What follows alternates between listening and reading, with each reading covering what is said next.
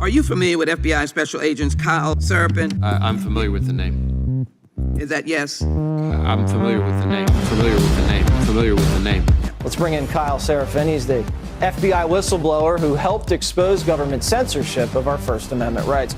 Now, we only have this memo because a recently suspended FBI agent called Kyle Seraphin brought it to the public, and we're grateful that he did. Kyle, thank you so much for joining us tonight. He's the host of something that strangely is called the Kyle Seraphin Show. Kyle Seraphin, I can't thank you enough for speaking out. I knew you guys were out there, and I knew it was just a matter of time, but you got a lot of guts putting your face and your name to this. You're doing a service on behalf of the American people, and from the bottom of my cracked and broken heart sometimes, thank you very much. Take a look behind the curtain with a real whistleblower and American patriot. Prepare to embrace the uncomfortable truth because this program has no time for comforting lies. Here is civil liberties enthusiast, Second Amendment defender, and recovering FBI agent Kyle Seraphin. Well, hello, my friends. Welcome to the Kyle Seraphin Show. Today is Election Day. It is Tuesday, November the 5th, and we are rolling live. For those of you that are catching this tape delay, thanks so much for joining us. We really appreciate it. I'm going to ask you something that I don't often do right at the beginning. If you love this country, if you love the people of this country, the ideals that we are founded on, go ahead and smash the like button for me. Go ahead and give me a little thumbs up over there, wherever you are listening, whether it be on Rumble, whether it be on X, whether it be on YouTube. That'd be fantastic. If you believe in the potential of this nation, if you think that we can and will be a great nation again, go ahead and like this video. You're going to enjoy it. And lastly, and probably not least, if you believe that the country that you were born in would probably invade the country that we are currently living in right now in 2024 America, go ahead and smash the like button. Let's do all that. Folks, we got a lot to cover today. We've had a lot to talk about. We've had a lot of time to talk about this stuff. It's not slowing down. And today is the day when we get to finally have that decision. But I'm not sure that we're going to hear the end result. There's a couple of options. You guys have heard me weigh in on it. It doesn't look like it's going to come out fairly, but I would love it if it did. Nothing would make me happier. So I've got some final arguments that I'm going to make, things that you're going to be able to have on your phone if you want. We'll put it up on Locals if you guys want to join us over there. It's locals.com. I'm sorry, it's kyleseraphin.com, and that will get you to our Locals channel. And in doing so, we'll give you some videos you can show. The real question is this. What has this been about? What is this last election campaign season? We've watched some really wild things happen in this country. We watched the sitting president right now, who, by the way, where is that guy? Where is Joe Biden?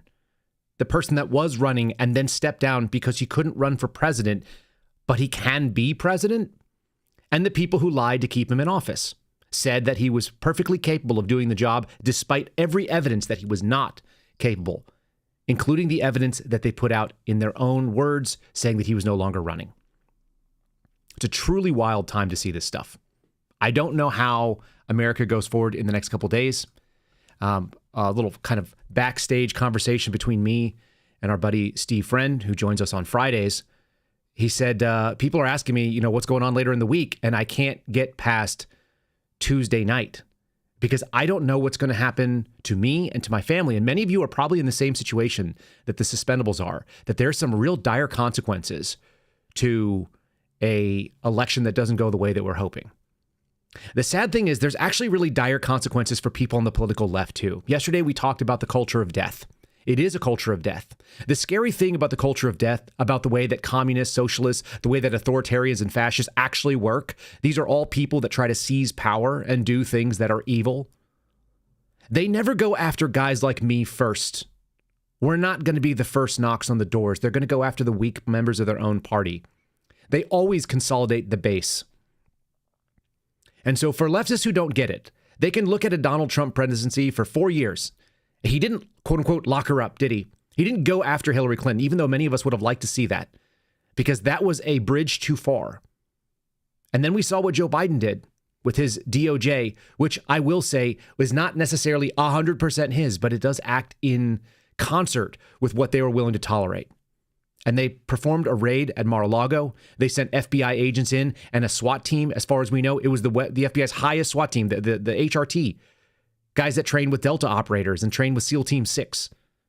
And they were the ones who did the tactical clear of a former president's residence that is at least partially secured by the United States Secret Service, which is absurd. And it's been absurd. It's been getting stupider and stupider since the disastrous pullout in Afghanistan, when they made tactical errors that made us weaker on this nation, this national front, looking out across the world. The world looked back and said, you don't got it.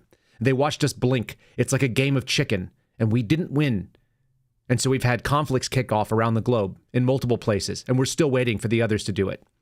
We've seen our enemies step up and be ready and be unafraid.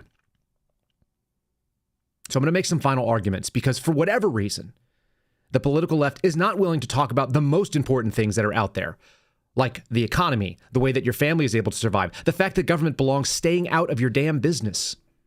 And they want to talk about killing babies and pornography and other absurd things that they think means that we would, quote unquote, go back. Most of us that I deal with at this point would be more than happy to, quote unquote, go back because America used to be a proper country. And it was in most of our lifetimes. If you listen to this podcast, statistically, I can look at the age brackets who look at it. You have lived in a time when America was, in fact, better. And intelligent people, whether they're on the left or the right, can actually recognize that because their politicians used to actually agree on American values. And they do not do that anymore.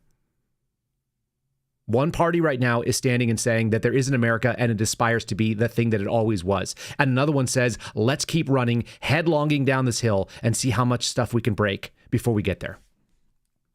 It's all really gross. It's really sad. I've got a new sponsor that we're going to introduce to the program. We're really excited to have them on. So I want to thank them up front that we are going to be bringing on The Wellness Company. Folks, consider getting yourself insulated. Because as we talk about this, it's very poignant to me right now. I've got an infant that's sick downstairs with a fever, and I'm just thinking about it. So here we go. We want to say thanks to them. Natural disasters are, in fact, the new reality. From the Maui fires to record-level hurricanes, we're seeing catastrophic disasters take out entire towns in 24 hours with minimal warning, resulting in a lack of basic resources. You guys saw this in North Carolina. My buddy Steve Baker's out there doing that. And I get it. We're wired to think that it won't happen here. And then in a blink of an eye, you could be in survival mode. Being prepared in advance is your best defense against these unexpected things. And clearly, we cannot rely on our government. We know that. The Wellness Company emergency kits completely remove the gatekeeper, and they subside panic by providing you with personalized mini pharmacies in the convenience of your own house. From bacterial infections, staph, bite wounds, UTIs, strep throat, respiratory illnesses, you no longer have to be at the mercy of someone else to help you. If you keep a fire extinguisher handy in case there's a fire, it might be a good idea to have some basic medicines in place in case the event you need them. It's the same mindset with a different product. Getting an emergency kit is fully digital. It's done from the convenience of your couch or your own kitchen table. You can fill out the intake form, a pharmacist reviews it and approves it, and then you receive the kits in 2 weeks. A medical board has approved this guidebook, which I'm going to show you right here. Boom. There it is. It's been crafted by Dr. Peter McCullough, and it tells you exactly what to do. This is preparedness simplified. You can invest in your family's self-managed insurance care. Go to TWC, that's Tango Whiskey Charlie.health/Kyle. Save up to $40 off and get free shipping at checkout with the promo code KYLE. Again, that's TWC for the Wellness Company.health/Kyle. We'll put the link up in the show notes, and I'll also drop it into the show description for you guys. We'll put it in the chat too, right? Let's do that right now. Let's drop that into the chat. Folks, it's really important that you actually lean into self-reliance when it comes down to it. And there are a lot of reasons why you might want to be self-reliant in this particular field. We've talked about this in many other things. If you have emergency food, if you're getting prepared in other ways, you're going to want to do this. All right, so I just pinned it up in the chat for you all. You guys will be able to find this. Let's get deep into the weeds right now. Here's something that blows my mind. I don't know any other way than to talk about this. Do you need photo ID when you go vote in 2024 elections? This is how dumb we've gotten. Here's a state-by-state look at the requirements. This is CBS's first and one of their most prominent pages today. As Americans head to the poll in Election Day 2024, you have to choose between Donald Trump and Kamala Harris. You should also choose a congressperson. You may have a Senate race that's going on like we do here in Texas. There are many local initiatives that are going on. In fact, in my little town right now, we are determining home rule, which is something that once your town reaches 5,000 people, you can actually have your own sort of strong government and make some of the rules that you don't have to just rely on the state default. That's a good thing. You want more localized control, I think. There are 36 states that require voters to show some form of identification, either requested or required, and some require photo documentation outright.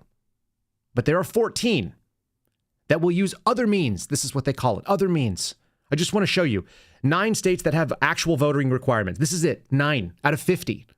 Arkansas, Georgia, Indiana, Kansas, Mississippi, North Carolina, Ohio, Tennessee, and Wisconsin. That seems kind of crazy because I just read what it said we had to do in Texas, and it said that we were supposed to show it. It sounds like there's a way around it, at least per CBS. The 14 states that will request it are Alabama, Arizona, Florida, Ohio, Louisiana, Michigan, Missouri, Montana, Nebraska, Rhode Island, South Carolina, South Dakota, Texas, and Wyoming. And all of those things are a mixed bag of the sort of toss-up swing states, and they're a mixture of the ones that could go the other way. The other way being towards a Democrat Party that is pro-pornography, pro-abortion, pro-war, pro-spending money, and pro-importing illegal aliens to take away American opportunities. Those people. Of course, California is the top version of that. And I've got a video here of a man. I rarely run a video this long. This is like one of the goofiest things you will ever see.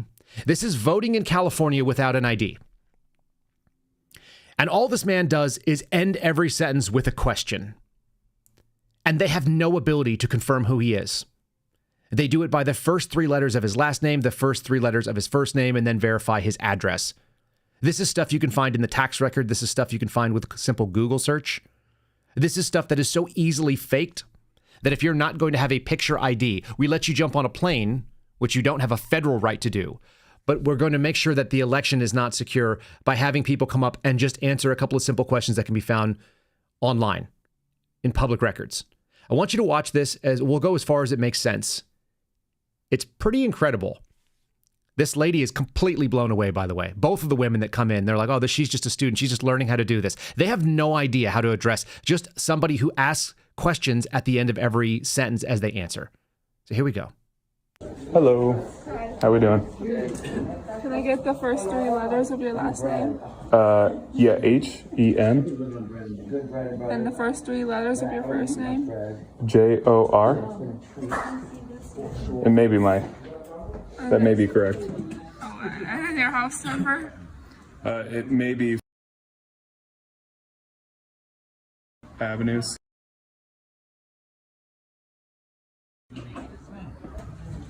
Can you confirm your year of birth? It might be 1985, but it might not. I'm gonna cancel your vote by mail ballot. Is your birthday 1985? It might be. I mean, yeah, but it might not be. Well, what is your birthday? It's 1985. Okay. I'm just saying it might not be. You can't verify it, but I'm just telling you it is. Okay, are you? You're gonna sign an oath? You're okay with? Yeah, I'm gonna sign it off. That is 1985. Yeah, it's my birthday. Great. I'm just saying it might not be. I'm gonna cancel your vote by mail ballot. You can't see my ID, right? You could just verify my ID, right?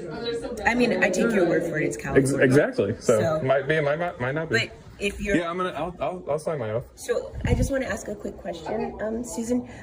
She asked him. She's a student, so she's I get learning. it. Yeah, I get it. She asked him if his birthday was 1985, and he said it is. It definitely and he is. says it might not be. But it might not be. What does that mean? Yeah. I don't know. Could you want to verify it? Well, I'm just asking. So you don't ask them if this is their date. You ask them the year. Yes, I did. Yeah, it's 1985. It is. Okay. Then Might not be though. That's fine. If you're saying it's 1985, It's you're gonna 1985. sign. Just might not be. I mean, well, you can't really verify It it. checks your signature. So Yeah. Can you accept Except and then sign? this is definitely me, but it might not be. Here we go. Done. Cool. You guys tracking? It's definitely him, but it might not be. Do you know why it might not be? Because he's simply acknowledging the fact that they didn't verify. You wouldn't let anybody do anything like this ever. There are places where if you want to pick up your kid and you're not the normal person that picks up the kid, you show ID to pick up a kid from daycare, from a school. Wouldn't you expect that? This is exercising the civic authorities that we have to be able to do a nonviolent coup to change the way our country is run. And it's probably the guy who's allowed to do it, but it might not be. Incredible. Absolutely incredible. And it continues to be one of the silliest and stupidest things that goes on, I think. And that's why we're going to see this over and over again. Polling experts saying that it is neck and neck, 2024, it's heading into election day. This is coming from our friends over at Catholic Vote. They mentioned that American voters are expecting from a chorus of experts that we are going to see a very tight race. And yet, all the sane people I know look around and go, it's not even close. How on earth would you do this? How could you make the argument that it's neck and neck? I'm going to show you some evidence that I don't think that it is. I don't think that Twitter is real, but Twitter is very aggressively leaning one way. There's one possibility, as Vivek said the other day. He was being interviewed and he said there's some possibility, I think he was on Jesse Waters. He said that we're all maybe in our own algorithmic echo chambers, and that's possible. But that's not my experience when I walk around. And it's probably not your experience when you walk around. The number of people that are proud to say that they vote on behalf of Kamala Harris, that they want to see a Democrat Party take over and run this country the way that it's going. You've got the flippin' Amish coming out of the woodwork, literally out of woodwork. The wood that they probably worked themselves are coming out in order to fly Trump flags on the back of their covered wagons and their carriages. I don't understand how you can make any argument that it's neck and neck. And the only thing that seems to pull it neck and neck is a bunch of women at this point. This is the biggest polling group that says it, that want to see a woman in the White House. I have a story about that and what that would look like. It's incredibly unserious. In the same way, even politicians, serious politicians that are in charge of serious places, like being in charge of a state like New Jersey, is not a joke. And yet the governor of New Jersey has a hard time naming accomplishments of the person that they think should take over. Whereas the person that is sitting up on the screen right now, this guy wearing the blue suit with the red tie, it's fairly easy to actually go out there and line it up. There are smart people who back him. There are endorsements rolling in, including Joe Rogan, which is one of the most recent ones. Let me go to this. The people are going to say that there was a very secure election, but it might not be. In the same way that you heard the guy in California say it. Election security updates. This is coming from our friends over at ABC. Gotta love this.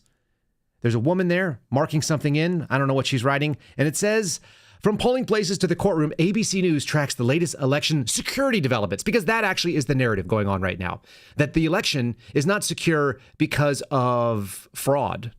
It's unsecure because of dangerous bad apples. Angry MAGA. People who might come out and punch you. I saw an article that was breaking across both the mainstream media and also social media last night about some 17-year-old jerk who got in a fight with a Kamala Harris supporter who was a man and then turned around and punched out an old lady. That kid sounds like he's got some real problems. But you can also imagine, not that I'm excusing such behavior, I could imagine being a 17-year-old and being terrified right now. He's not going to have the FBI kick through his door like Steve Friend or Garrett O'Boyle or I might. Like Marcus Allen is waiting for someone to come in from some governmental agency and try to seize our children. He doesn't have that in front of him. He's just got the fact that we're looking at a person that has destabilized the world and said that she wouldn't do anything different than Joe Biden, and it's resulted in 2 wars that didn't exist previously.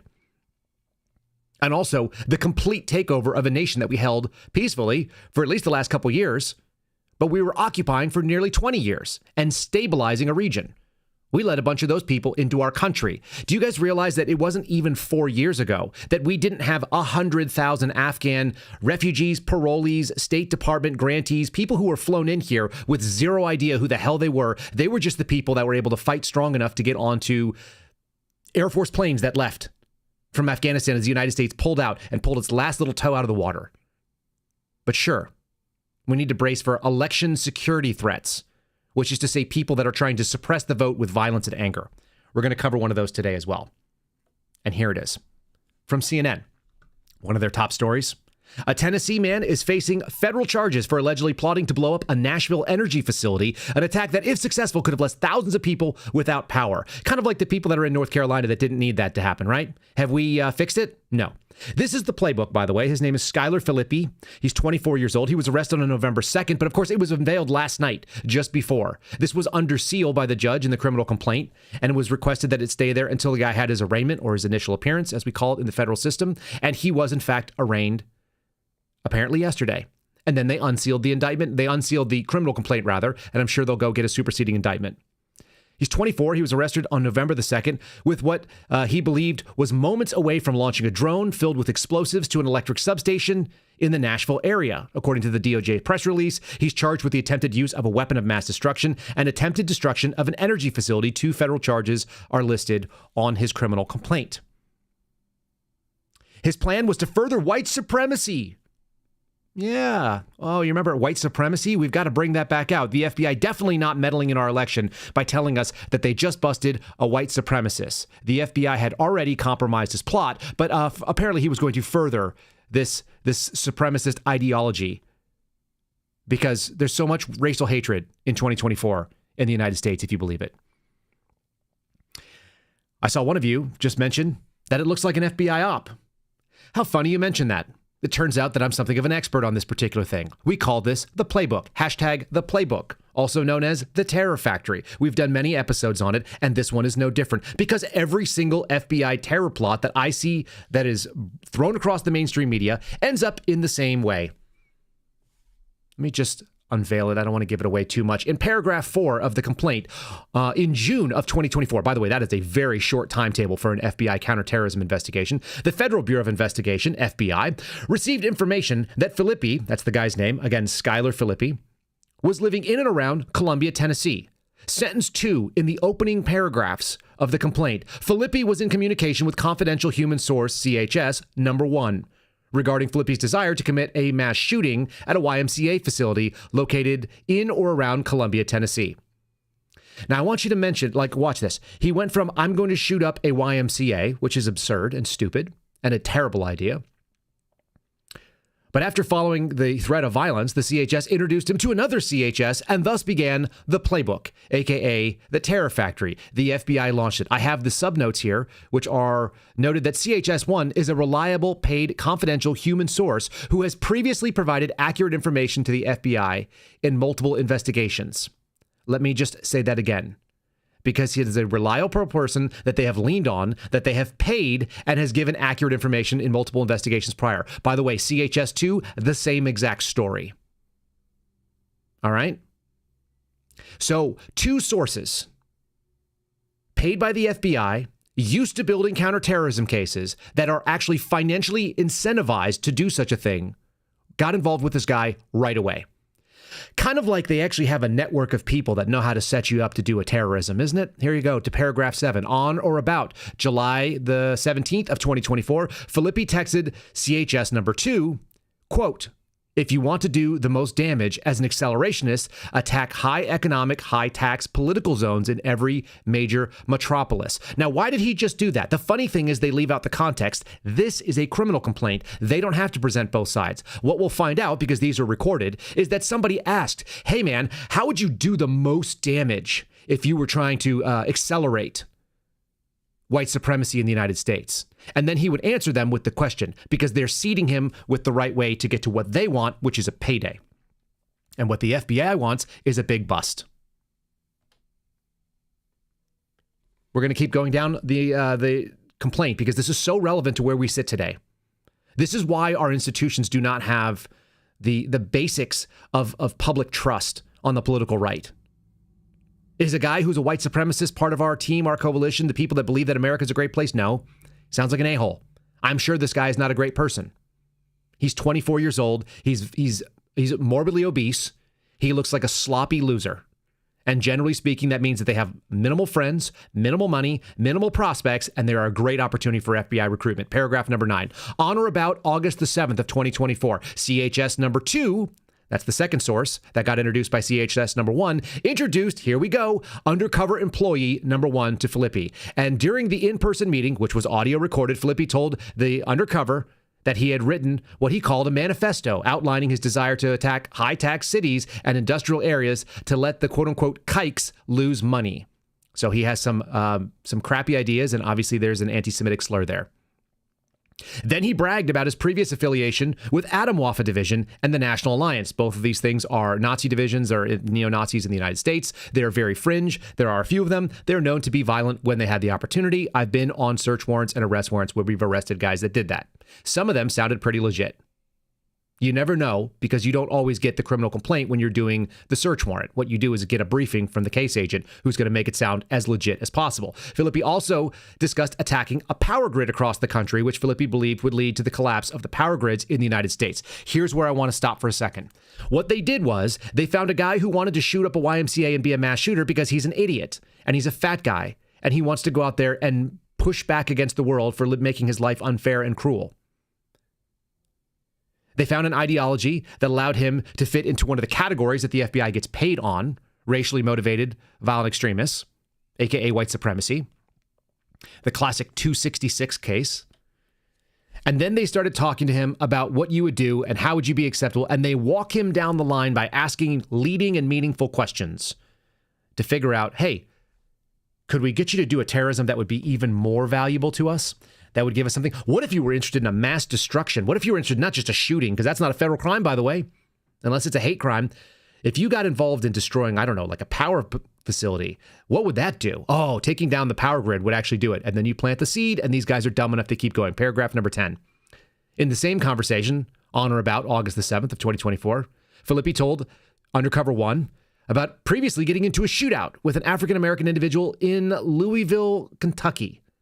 He told Undercover One that on September 11th, 2001, the attacks on the United States were an inside job organized by a Jewish person. He's 24. He was 1 year old at that time. I'm sure he knows a lot about 9/11. And then he brought up the idea of attacking 9 different power grids, which is something he learned about from Telegram. I'm sure they didn't introduce him to the Telegram. I'm sure they wouldn't do that, right? He learned about it in a thing called Terrorgram, which I think is like a knockoff, whatever. Paragraph 13. He told the undercovers, because he actually met with more undercovers, because just like the Whitmer situation, if it's good to have one undercover, it's way better to have more than one. He told the UCs that he wanted to use a drone to attach explosives to it and then fly the drone to an electric substation. So now the plan has actually gotten somewhere. Now we're going to violate some FCC laws, or some FAA laws rather. We're going to violate some federal code. And I wonder where he came up with the ideas. And wouldn't it be interesting when he starts talking to his lawyer? He said that would be way more effective than just shooting at the power station. Now he's fixated on the power station, apparently. This happened very quickly, by the way. June, July, August, September, October, November. That's a very fast development. Filippi advised the UCEs, those are undercover employees, that he preferred to build a drone himself to avoid law enforcement detection. I'm sure he has that skill set, right? You know he doesn't.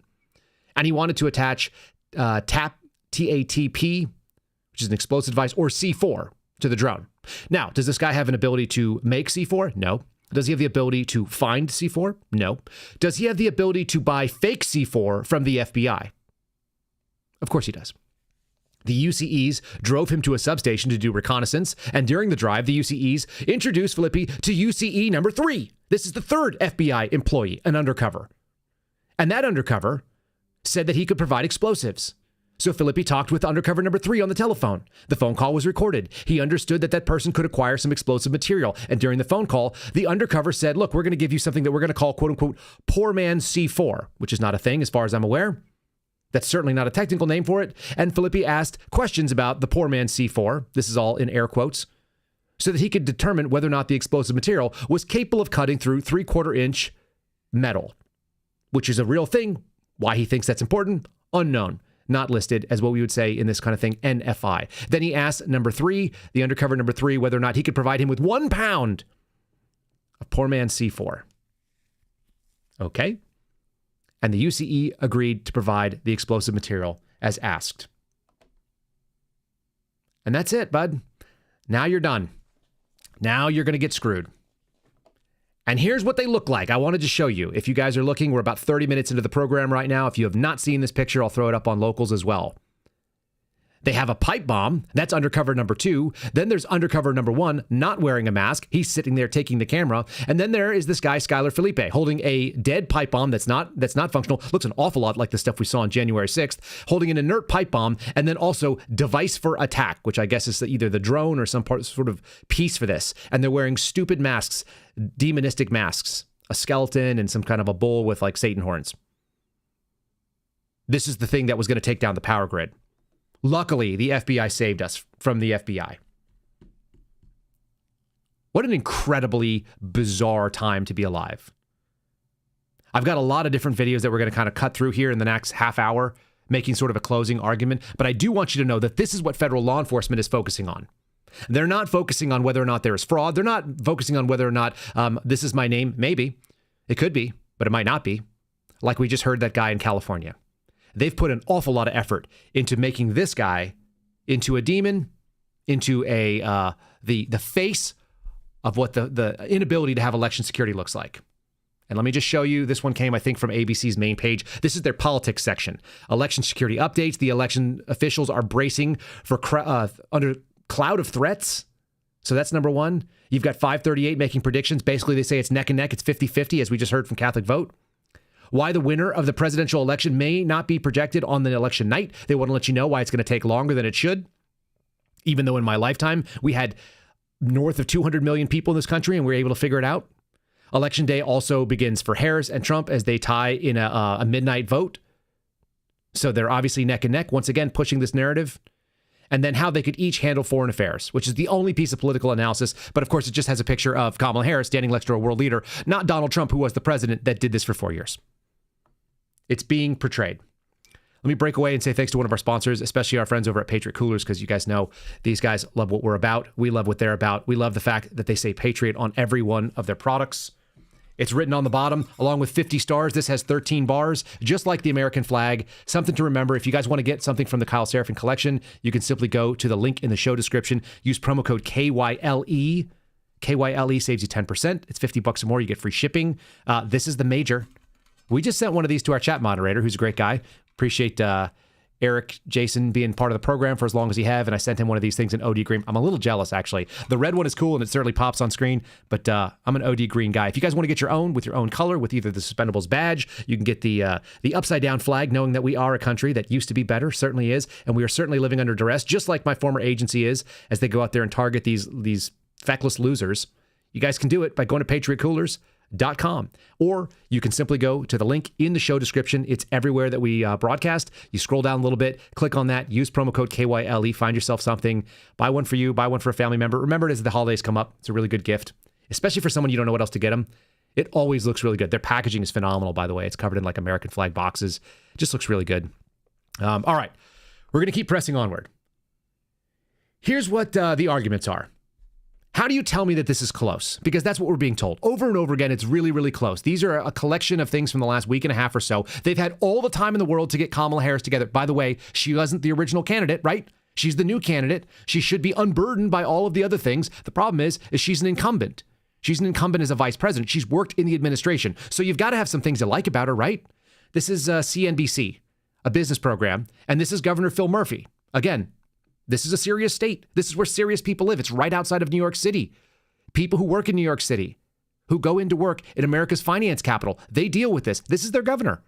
What's his favorite part of Kamala? You like Kamala Harris, not just against. So let me ask you, do you believe we should abolish the filibuster? And you can answer after I do it. How about getting rid of private insurance? How about taxing unrealized gains? How about nationalizing energy? How about mandatory gun buybacks like Australia? How about decriminalizing illegal crossings, ending cash bail, child gender reassignment surgery being paid for in prison? I mean, what are your, raising the corporate tax rate, what are your favorite proposals from Kamala Harris that make you like her so much? Which of Joe, those for a Jersey guy, you sound like you're on the Trump campaign, for crying out loud. Come on, man. Okay, well, which of those you're do you like? cherry-picking stuff. Which of those do you like? Which of those do you like? Which of those are you in? Are you in favor of ending the filibuster? We'll go one by one. Yeah. Are you? It is. I'm not sure on the filibuster, honestly, but I think getting fair tax. So you're not going to talk about any specifics of what's that? I said I think fair tax policy is sensible. What does that mean, fair? What does that mean, fair? Fair means you pay what you should pay. Right, yeah, you pay what you should pay. By the way, fair would look like a flat tax, which is something that I remember Steve Forbes actually championing in my high school years and maybe in my early adulthood. The flat tax sounds really fair. That means everybody pays the same percentage. Would you guys get behind that? How about a totally reasonable percentage? That's not what they want. They want it to be stacked up against some people, but it doesn't actually end up hitting the wealthiest. Those people are smart enough to hide their money. They can pay people that will. It's going to hit people in the upper middle class. That's always been the people that do it. What's funny is a lot of those people end up voting Democrat because they think they should be forced to give charity, and they want to give charity to the government, which is the worst way to do anything. I remember that actually the flat tax was the way that we radicalized my wife, we being me and the world. Not on purpose, by the way. I just asked her some questions, which is what I recommend all of you do for those of your folks in your family that haven't figured it out, that are young people. It's really simple. We were in our 20s, and she was a Democrat. She voted to the left. She's pro-abortion. I didn't start that train either. I actually didn't have strong feelings about abortion until I became a parent. It actually changed my life that way. But I remember my wife saying something to the effect of, I just think that the rich people should pay their fair share, something to that effect. And I said, look, your mom makes a lot of money. Is it fair that 50 cents out of every dollar that she makes goes to the federal government, the state government, or the local government? Do you think that's fair? 50 cents out of everything that she earns goes there? And she went, what? And I said, yeah, it's a progressive tax rate. Your mom's in the upper income bracket, so she's going to be paying a lot of money. She's a New York City resident. That means there's a ton of money coming out of each paycheck she makes. Is that reasonable to you? She was like, no, we should all pay the same amount of money.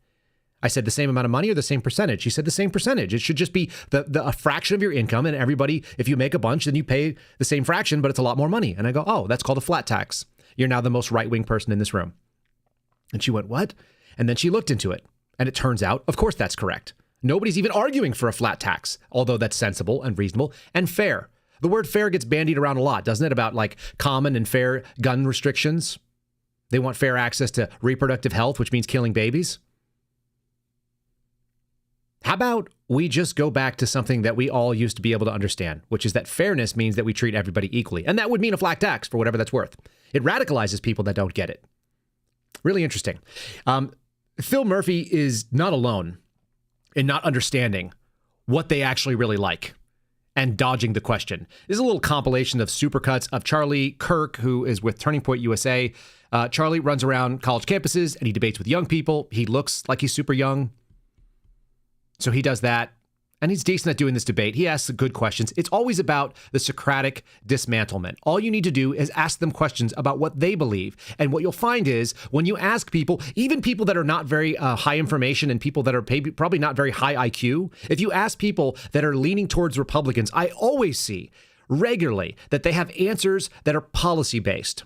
And whenever you do things on the left, it's always personality-based with no substance. And this is no exception. Anyway, that's an old guy, Phil Murphy. Here's some young people doing it, men and women, and maybe a wannabe transy type person.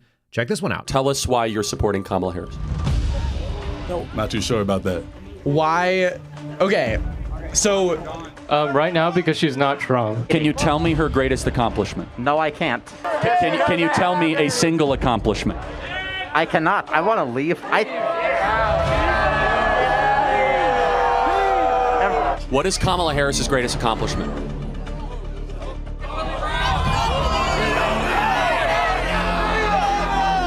See, that question. You can't. Okay. Name an accomplishment of hers. An accomplishment of her? She got in. She when she was the Hey. What is her greatest accomplishment? Being an idol for, Oh, I wish I had this on the top of my head, but I don't. Well, as vice president, I'm not sure. I guess I have nothing. I'm stumped. Look, he goes on and on. This is about a 4-minute video. I'm not going to play all of it. If you guys want, we'll throw it up on Locals as well. So just let me know in the chat if you guys want to see that and you want to be able to share it. Of course, this is very obvious. If you don't know, what are you going to do? You don't know what she stands for. She stands for being an idol, says the only looking, like semi-masculine looking dude. But he's obviously sort of a dimwit. It's shameful. How do you get in there? I also love that when you get down to the people that are old enough, and this is one of the arguments that we sort of make here, we sort of say it as a joke about the 19th Amendment. But the sad thing is that women, the worst women, the liberal white women that are living in upper middle class neighborhoods that live in relative comfort and safety, these women are the ones that have decided that the reason for their franchise is to protect their ability to kill their own children. And I would say that that is a pretty big hallmark of a failed state. The Harris campaign has been out there touting it. It was Liz Warren's last message today. As people go to the polls, Elizabeth Warren, Senator, Democrat, representing Massachusetts, she said it. Trump overturned Roe v. Wade. Never mind the fact that Donald Trump's not on the court, wasn't in office when the court had that case come up. But I would say great.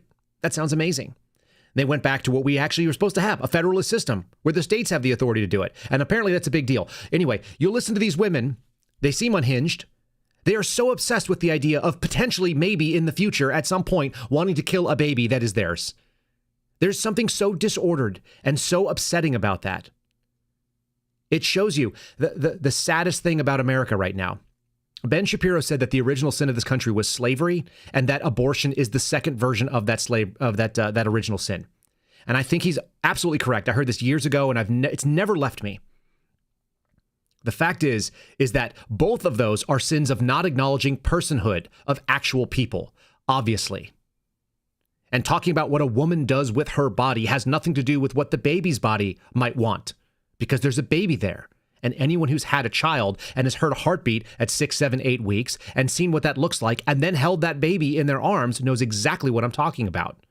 This is the reason why the so-called childless cat lady quip coming from J.D. Vance hits very strong and close to home. Do you have to be a parent to understand that children are important? Of course not. But I assure you, if you are not, you cannot feel it in the same way. It's a really, really life-changing experience. And so I'm not preaching anything you've never heard before, but it's really disturbing when I hear a pretty white lady like this make the argument that the biggest thing in this election is that she needs to be able to kill off her future offspring and end her genetic line, basically in opposition of every single evolutionary instinct that every animal has, and certainly every mammal has on the entire planet. This is not a thing in any other species. Which candidate has the capacity to go like this to everybody? The person who isn't going to change their mind constantly? The person who didn't put Supreme Courts in justice that took my rights away? I don't even need to say that person's name. You know exactly who it is. So, Jenna, let's get a balanced take on it. Tiffany Justice, co-founder of the Moms for Liberty. How do you believe the issue of not just reproductive rights, but where women are going to be in terms of what they will prioritize in this election? Yeah, I think Jenna's right. I think American women are infuriated, and we're infuriated about the fact that only a third of children are reading on grade level in America's public schools. Where was my body, my choice during COVID? Yes. Right? So, you know, it's almost 9 o'clock. We spent a lot of time talking about something that is now an issue for the states to handle. And I think it's time we start talking about where we really are in America when it comes to kids. And as far as Jenna's point about which candidate is going to put their arms around everyone, you know what I see? I was at MSG. I gave the invocation on Sunday, and I saw RFK there. I saw Tulsi Gabbard there. I saw people in that audience that have never voted Republican before in their lives. And they're coming together to support Donald Trump. So we're looking towards the future. We're very concerned about the health issues that we're seeing across the country, and making America great again, making America healthy again is something that American moms want. That seems really straightforward. That's Tiffany Justice. She's great. We've had her on the program before. Big fan. She continues to be a steamroller against stupidity. So good for her. Well said. She talked about opening the arms and letting people on. People who are not Republicans, or at least not conservatives. They might be Republicans now. That's a different animal. Robert F. Kennedy Jr. doesn't represent Kyle Serafin's views on pretty much anything, with the exception of some of his issues with vaccines, which is to say bodily autonomy. Tulsi Gabbard, no real trust there. No big deal. Donald Trump is a populist. He's a Republican populist. He's not a conservative in a traditional sense. He's not like me. He's probably not like some of you. But he also, as this woman was saying, you know, somebody who's going to change their mind. The best thing about Donald Trump is that he actually does change his mind when he's wrong. And the base of the people that support him, when the populist movement that is moving him forward say this is a bad idea. And as abortion was brought up, it's on the ballot in several states. Apparently it's in Nebraska. It's definitely on in Florida. People can vote. Donald Trump changed his mind when he was pushed. He probably didn't even know what he was being asked about with this Amendment 4 there. He changes his mind. That's a good thing. That's a good thing for all these people that cry about democracy over and over again. Do you not want the will of the people to be represented by your elected official? That's the whole point. Another sort of leftist lunatic lady. This is a woman from the New York Times. We've seen her before. She dealt with J.D. Vance. She's possibly like the archetype of the worst type of people. Childless, liberal, stupid glasses, couldn't survive in the wilderness, can't make her own food. Basically, the minute the bodegas in New York stop serving food, she's dead. And she's talking to John Fetterman, who's decidedly reasonable about a lot of this stuff, which is quite funny. This clip is amazing, mostly because, is it shocking that if I were to say the term truck nuts to you, any of you listening, do you have an image of a truck nut, of what truck nuts are? This lady actually asked the question in a smug, condescending way. She says, "Do I look like someone who knows what truck nuts are?" That tells me she's never even been outside of New York City. She probably doesn't even have a flippin' driver's license. No wonder they don't need voter ID up there. Here's John Fetterman just laying it out. A lot of people, a lot of regular dudes who need to get out and vote. I'm going to be one of them. I'm voting on election day. My wife voted early. A lot of regular dudes need to go to the polls because men need to temper some of these horrible instincts by some of these worst women. If you've never seen truck nuts, he'll explain them to you. You know, I'll never forget. I live directly across the street from the steel mill. And we were doing an event there for Clinton. And I asked the union president, I'm like, hey, where we are on Trump? And he's like, yeah, probably half or 60%, two-thirds are voting for him. And I was like, oh, that sucks. And then immediately there was a guy getting off and he had a truck and he had truck nuts on it. Do you know what truck nuts are? Do I look like I know what truck nuts are? It's balls hung on the hitch of a truck. And he honked and he was like, "Go Trump," as he drove by. And it's like, hey, we're in trouble. And it's undeniable. And yeah, we're in trouble. It's undeniable. And so in order to get men back on their side, the Harris campaign has been running this. If you're sitting in an office or if you've got kids around you, make sure you turn the volume down because the opening sounds is going to be the sounds of sexual ecstasy. That's the only way to say that. This is an ad that actually is being run by the Harris campaign in order to get men, young men particularly, probably the dumb ones like you saw in that Charlie Kirk video, to vote for them. This is one of the craziest things that I've ever seen in a political ad, and I cannot believe that someone thought this was a good idea. Oh! Sorry, you can't do that. What the hell, man? How'd you get in here? I'm your Republican congressman. Now that we're in charge, we're banning porn nationwide. You can't tell me what to do. Get out of my bedroom, you creep! I won the last election, so it's my decision. I'm just gonna watch and make sure you don't finish illegally. Really? Seriously? That's an ad that is apparently not endorsed by any or authorized by any candidate's campaign, and yet it's progressactionfund.com, which is to say, these are the people that need porn. You know, it would be amazing if America was a great enough country that every young man thought, hey, not only can I go out and make a living like people used to be able to do, in my youth, men could earn enough money to support a family. That was sort of the goal. Women could have babies. They could get married younger. They did. You heard the story the other day. How many women would like to go back to the 1950s with that trade-off? A lot, I suspect. That's why there's a boon in the homestead movement. And so many people are looking out there going, America is not what I hoped it would be. I just want my piece of the pie. And I don't have to want to struggle so damn hard for it. So here's kind of a sober moment. As I said, Elon Musk went on Joe Rogan's show and convinced Joe Rogan. This is the thing that he said would actually convince him. It's the biggest movement towards them that Trump is the way. And then Donald Trump got the endorsement from Joe Rogan, the single biggest podcast in the world. I'm going to cover why that I think is really interesting. And I'm also going to show you some evidence that life is not Twitter, but the polls, this neck and neck thing is nonsensical. And I'm going to show you why in just one sec. First, listen to this argument. I'll say it again, man. I think this is the last election. If Trump doesn't win, this is the last election. I think you're right. Yeah. I think you're right. I think people, and a lot of people are waking up and realize that have been lifelong Democrats. Guys like Bill Ackman, guys like Chamath. Yeah, exactly. You know, Tulsi Gabbard switched over to the Republicans. Like there's a lot of people who their whole life they've been left wing and they realize like, I can't do this anymore. You and I used to be Democrats. Yeah. So. Yeah. Yeah. It's nuts. It's nuts, man. If the Dems win this election, they will legalize enough illegals to turn the swing states. And everywhere will be like California. There will be no escape. That is so insane. This is the final. This is it. This is the last chance. Has anybody tried to push back? And I just want to go out and vote. Vote like your life depends on it. Vote like your future depends on it because it does. All right.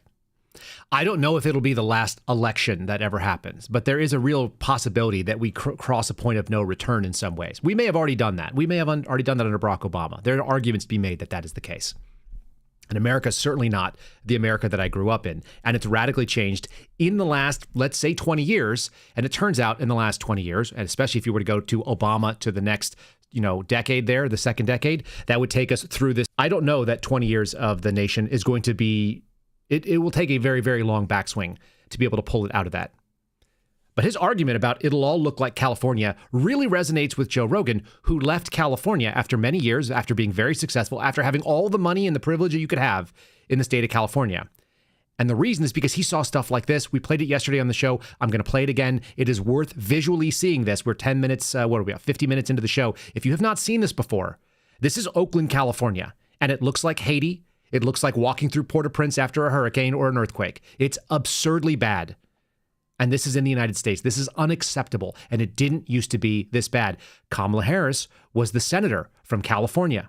Kamala Harris was the attorney general in California. Kamala Harris claims to love the people of Oakland, and that's what happens in the district that she is theoretically representing. How do you do that? You ignore crime, you ignore drugs, and you allow people to live in squalor. Good morning, America. We are here in Kamalaville. As you can see, our community has become uninhabitable. Of course, I live in San Francisco. This is Oakland, California. I'm just checking up on my neighbors this morning, see how things are going. Obviously, this is absolutely horrible. This is the direct result of electing corrupt far-left Democrats who have enabled chaos and death for financial gain. That's it. That's it right there. Okay, here's the argument. Again, real life is not Twitter.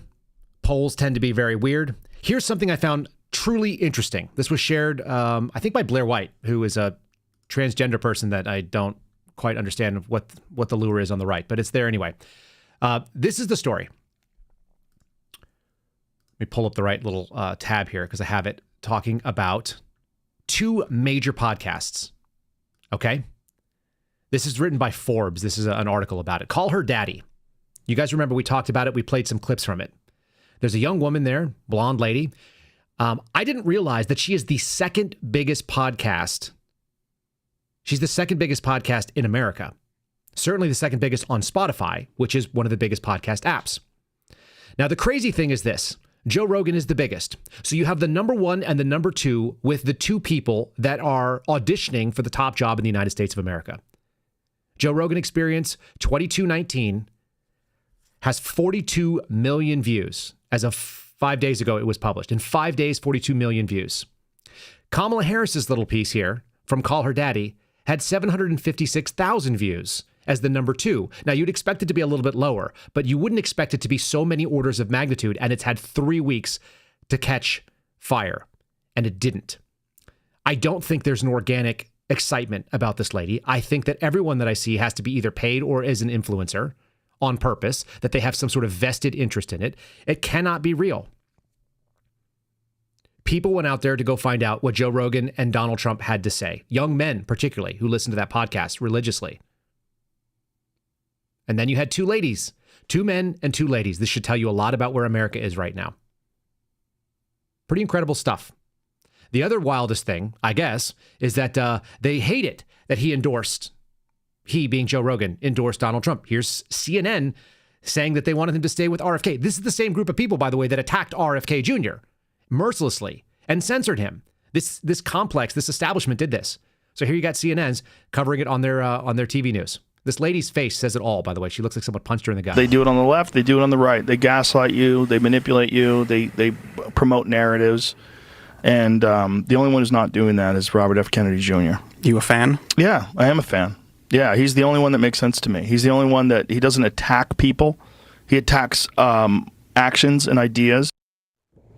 An about face from Joe Rogan just 3 months ago. One of the world's most popular podcasters thought RFK Jr. was the only option in the 2024 race. But now, on the eve of the election, Rogan formally endorsing Donald Trump. He announced that decision after his interview with billionaire and Trump ally Elon Musk. Rogan wrote in a post on X last night that Musk, quote, makes what I think is the most compelling case for Trump you'll hear. And I would agree with him every step of the way. And for the record, yes, that's an endorsement of Trump. Rogan. That's a big deal. That's a big deal for him. It's a big deal. Donald Trump went out and thanked him. And, there you have it. Maybe the reason is because nobody else Nobody else is making an argument in favor of Kamala Harris. We just played you, the governor and regular people. No idea. Here's a Business Insider. 6 things that would change if the United States could elect a woman as president. Do you want to know how serious this country is? Evaluate it based on what would change. By the way, nothing would change of reality, but let's just do it this way. Let's read their things. If Kamala Harris is elected president, she'd be referred to as Madam President. So there you go. And instead of first lady, there would be a first gentleman. That would be a term. These are both things. This is a serious article written by a serious publication that does this for a living. The new first gentleman could take on the hosting roles traditionally carried out by first ladies, or maybe even redefine the role entirely. An unelected, nobody gives a shit about thing. I can't tell you how much I dislike first ladies. The concept of first ladies. Presidential fashion would have more room for creativity. You can't make this stuff up. The Hall of Presidents at Walt Disney World would be updated to include its first woman, and the National Museum of American History would also have to update its separate galleries of presidents and first ladies to account for the change. These are the big thing. This is why we need a woman. I guess this guy sums it up really well. He tries to break down the issues. This is a TikTok piece. He calls it liberal logic. I don't think it's wrong. Let's go ahead and give it a listen. This seems like a pretty good summation. If there's anything we're missing, toss it in the chat. I want to make sure I got this correct. You hate white men unless they're gay. You love black people unless they're conservative. You're for illegal immigration as long as they don't come into your home. You want to ban guns, but you want the government to still have theirs. You hate capitalism, but you expect these corporations to change their logo for Pride Month. You hated slavery, so you hate the party that was formed to abolish the slaves. You hated slavery, but you align with the party that was for keeping slaves. You don't recognize 2 genders unless you're talking about their hormones. You hate American values, but yet you want to still live here. Your party controls the House, the Senate, and the presidency, but it's everyone else's fault. You hated the Trump administration, but you're concerned for Mike Pence's life. You say black people can't be racist, but Candace Owens, Thomas Sowell, and Larry Elder are white supremacists. You want to ban guns to save children, but keep abortion to murder them. Comment if I missed anything. I see no errors in this. And that's why they have to go to panic mode. This is the last Hail Mary of Donald Trump is a very bad person, and he does very bad things, and he thinks about very bad things, and he says truly very bad things. So saith this silly little article here. I got to find it on my screen. Donald Trump says, I don't mind if reporters are shot in a demented campaign rant. That's the claim. Seems like an awful thing to say. It turns out that's not what he said. It's not even close. They just made it up. He's standing there looking at a piece of bulletproof glass. And that bulletproof glass is, of course, a reminder, because he didn't used to have them, that somebody shot him in the head and killed a man behind him and injured others at a rally not very long ago, which should be big news because there was another assassination attempt after that. So all of that is political violence coming from people on the hard left. And he said, to get to me, somebody would have to shoot through the fake news. He said, I have this piece of glass right here, and all we really have over here is the fake news. To get to me, someone would have to shoot through the fake news, and I don't mind that so much. That's a joke. That's a joke saying that you've been an enemy. He called them enemy of the people. But he didn't say something that would be referred to as a demented campaign rally rant. It's a joke, unless you don't understand how jokes work, which they don't. Meanwhile, here's some real fun scare tactics coming from CBS. They're scared.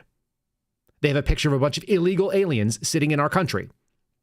Migrants anxiously monitor U.S. election, fearing Trump will win, and then the law will actually be enforced, and they'll be kicked the F out of here because they have no business being in this nation. When they say that you don't hate the mainstream media enough, it's because these people refuse to do the one thing that they are actually supposed to do. They're just supposed to say things that are honest, and they cannot freaking do it. That's what's on the what's up there. That's our final argument here. You can vote for the make porn great again and make abortion everywhere, if that's what you're into, and keep people that have no right to be here, that don't have any claim to U.S. benefits, sitting there and hoping that their election is going to go the way that they want, despite the fact that they are not parties to this election. And the fake party of democracy, which is claiming that they are really, really sad that their person doesn't have any accomplishments, but she should totally be in because she's a woman and we could have a first gentleman and we could call her Madam President. That'd be really big. Or you could go with the guy who's got a bunch of plans and hasn't wrecked any states, didn't wreck any nations, and didn't start any wars, and doesn't want to put those kids who want to watch porn, in the battle lines fighting against China or Russia or whatever else is coming up next. I'm going to make a final argument here. Our palate cleanse is almost always something fun. Today, it's not going to be all that fun. Unfortunately, I want to do a closing thought. This is just a reminder. We talked a lot about men. Men are supposed to also have a right when it comes to their children. Here's a father that basically saw something horrific, and he's doing a Christian thing, talking about it. He's also trying to be forgiving and loving of someone that killed off his child. This is what the actual cost of abortion is. This is what the abortion messaging should look like. Anybody that's in favor of this is an enemy of both humanity and certainly whatever my family's about. Here we go. Her name is Clementine. She was 5 months along when she was aborted in New Jersey. My daughter was healthy. I begged her mother not to go through with the abortion. For 5 months, we went back and forth. I don't hate my ex. I love her. And I'm working on forgiving her. She was confused. She was uncertain. And she had doubts. This was an option, and she took that option, and she regrets it now. Why do you think, and this is just a thought that just came into my head, why do you think that people dehumanize my Clementine? Why wasn't she human enough for people to help me mourn? Why wasn't she human enough for people to talk about? My mother was given birth to prematurely at 5 months. My daughter was 5 months. I didn't get to say goodbye to my daughter.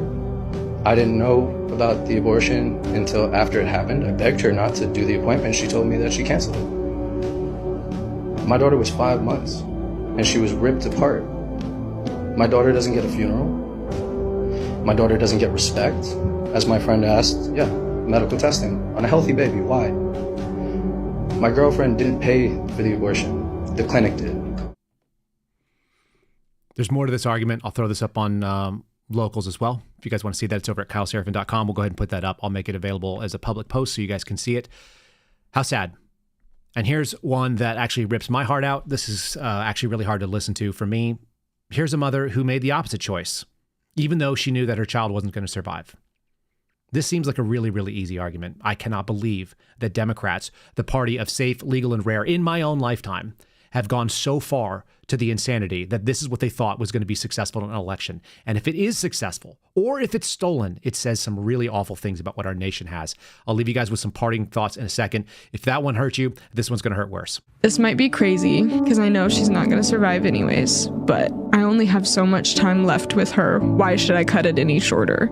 She's safe in my womb. And at this point, I had been following a million pro-life organizations on Instagram. I've seen what an abortion looks like. And I said, I don't think I could bear to have her ripped piece by piece out of my womb and shorten the life that's already so short. Take her away from a spot where God has placed her in my hands, in my womb, where she's safe and she's warm and she only knows love and doesn't know pain. Why would I give her such a painful death when she's perfectly fine with me? I said, today is the first day that I felt her kick. I already love her more than I can even express. Not that I didn't love her before, I loved her so much before, but feeling her kick is just, my baby was in there, and I couldn't bear the thought of having her removed. Go vote against that evil. That's what we're doing right now. We're going to end it right there. Thanks so much for joining us. I really do appreciate it. If you guys want to support my friends at Catholic Vote, they are in this fight 100%. Faith, family, and freedom. That means no abortion. That means life. That means people who are people. And obviously, people should be acknowledged as people. CatholicVote.org is where you can go find some resources if you guys are looking for something. That's the end of it. That's what we got. We don't have a palate cleanse today. There is no cleanse. We are in a very serious moment. And most of us don't know how to look on beyond to the next stage. So I will leave you with these words from a man who also did not destroy California. Here's Ronald Reagan. Thanks for joining us. God bless you guys. We'll see you again tomorrow. If we look to the answer as to why for so many years we achieved so much, prospered as no other people on earth, it was because here in this land we unleash the energy and individual genius of man to a greater extent than has ever been done before. Freedom and the dignity of the individual have been more available and assured here than in any other place on earth. The price for this freedom at times has been high, but we have never been unwilling to pay that price. Those who say that we're in a time when there are no heroes, they just don't know where to look. The sloping hills of Arlington National Cemetery, with its row upon row of simple white markers bearing crosses or stars of David, they add up to only a tiny fraction of the price that has been paid for our freedom.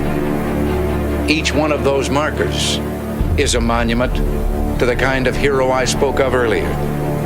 Their lives ended in places called Belleau Wood, the Argonne, Omaha Beach, Salerno, and halfway around the world on Guadalcanal, Tarawa, Pork Chop Hill, the Chosin Reservoir, and in 100 rice paddies and jungles of a place called Vietnam.